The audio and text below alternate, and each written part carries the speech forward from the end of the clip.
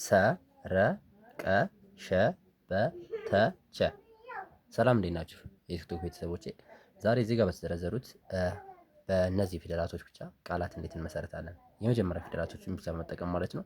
ሌላ ፊደል የትም አናመጣም። ከዚህ ጋር የተዘረዘሩት አንድ መ ሰ ሁለት ረ ሶስት ቀ አራት ሸ አምስት በ ስድስት ተ ሰባት ቸ ስምንት ፊደላትን ብቻ በመጠቀም ቃላት እንመሰርታለን። እሺ እንጀምር።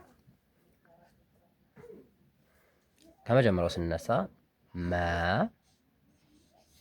ረ መ ረ ምን ይላል ማለት ነው? መረመረ መረመረ መረመረ እንላለን ማለት ነው። እሺ ወደ ቀጣይ ስናልፍ አሁንም ተጨማሪ ሰ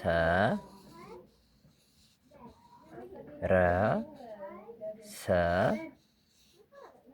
ረ እነዚህ ስንጠቀመው እራሳቸውን እንደግማለን። በጣም ቀላል እና ተራ የሚባሉ ቃላቶችን ነው የምንመሰረተው። እሺ ቀጣይ ደግሞ አሁንም ተጨማሪ ቀ በ ቀ በ ቀበቀበ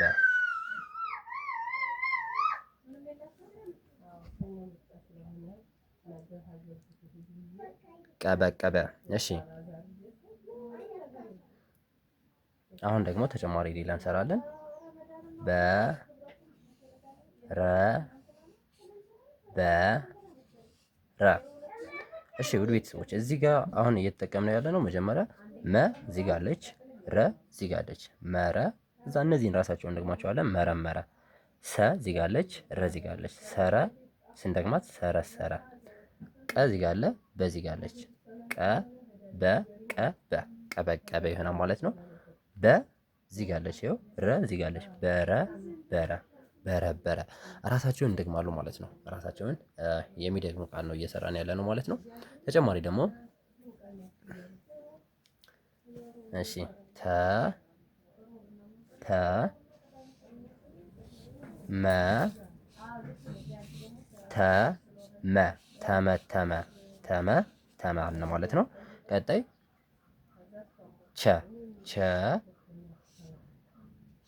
ረ ቸ ረ ምን ይላል ማለት ነው?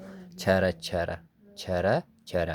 ውድና የተከበራችሁ ቤተሰቦቼ በውስጥ መስመር መማር ስትፈልጉ በኢሞ፣ ቴሌግራም እንዲሁም በዋትስአፕ በ09 27 15 51 29 ላይ በኢሞ፣ ቴሌግራም እንዲሁም በዋትስአፕ ሳይብ አድርጋችሁ ሀይ ብትሉኝ ታገኙኛላችሁ ማለት ነው። ለዛሬ የነበረን ክላስ ይህን ይመስላል።